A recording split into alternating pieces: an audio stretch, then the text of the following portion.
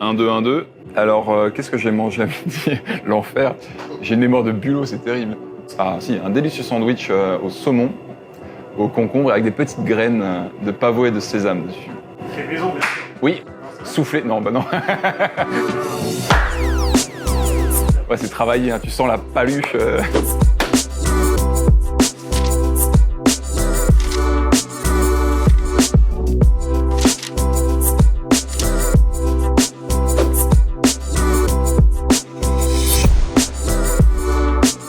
Je m'appelle Thibaut Nussbaumer, je suis souffleur de verre depuis maintenant 19 ans. J'ai créé l'atelier Tipeee dans lequel vous vous trouvez et on va parler de verre soufflé. Comme dans mon mail précédent. C'est le verre soufflé. L'atelier Tipeee, c'est un laboratoire d'expérimentation autour de cette technique. Donc on est autant designer, artisan que artiste et on accompagne des projets autour de cette technique-là.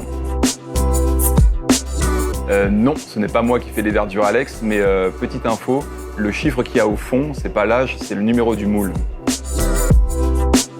Alors, je crois pas être moi verrouillé sur une seule technique.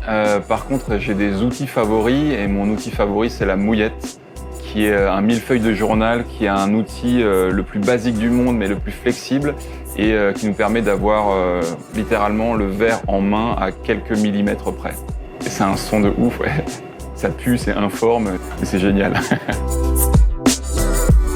Le concept de temps et le verre a été très vite rassurant là-dessus pour moi parce que c'est quelque chose qui vient figer un instant, on vient capter une émotion et on va laisser cristalliser un geste. À un moment du process, je vais décemment arrêter de réchauffer, de déformer ou d'appuyer pour me dire que cette courbe-là, elle va être la bonne et on va arrêter la forme dans le temps.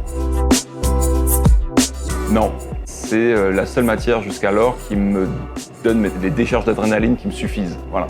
Par contre, mon exigence, elle est beaucoup plus haute que ce que je pourrais atteindre.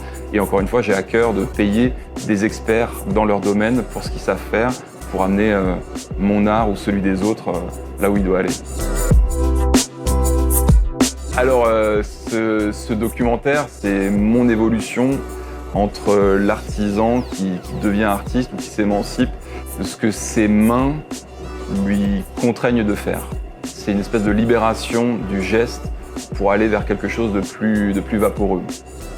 On dit tout et on dit rien à la fois. J'ai la conviction que l'artiste a toujours été là, mais l'artiste avait des bras trop courts. Donc j'ai travaillé pendant toutes ces années-là à ce que mes mains deviennent mes outils d'expression au travers du verre, mais ça aurait peut-être pu être une autre matière. Et là maintenant, l'artiste et l'artisan travaillent de concert. Là, c'est dans une seule et même tête, mais je scinde tout ça parce que mon outil a besoin aussi d'un process séquencé. L'épineuse question.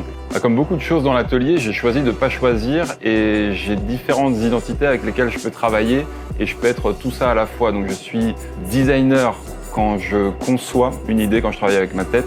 Je suis artisan d'art quand je fabrique.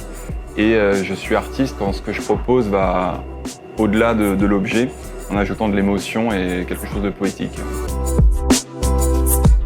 Ça vient d'un échec justement, parce que toutes mes géodes que je fabrique, j'en ai une partie que j'emmène à la rivière, que je mets en équilibre sur des cailloux. Parfois ça tombe, parfois ça explose, et là j'ai réussi à rebondir en trouvant même presque plus beau les éclats qui étaient tombés et j'ai remis en équilibre ces mêmes éclats-là. C'était des éclats rouges, des vrais rubis au soleil. C'était presque plus beau une fois que le souffle était libéré de la géode. Donc il y a une ode à la résilience qui m'inspire beaucoup. Il y a beaucoup de choses derrière tout ça. Ouais, je tiens, c'est fou. Merci à vous.